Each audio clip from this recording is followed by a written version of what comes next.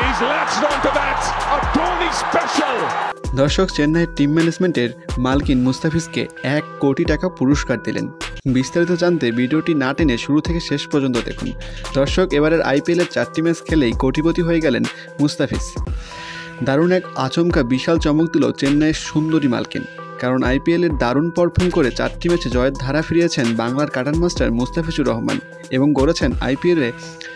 গড়েছেন আইপিএলে বিরল এক রেকর্ড, যা এই রেকর্ড আজ অব্দি কেউ করতে পারেনি। আর তাই সেজন্য মুস্তাফিজের এমন অসাধারণ পারফর্ম দেখে মুগ্ধ হয়ে 1 কোটি টাকা পুরস্কার দিলেন চেন্নাইয়ের সুন্দরী মালকিন।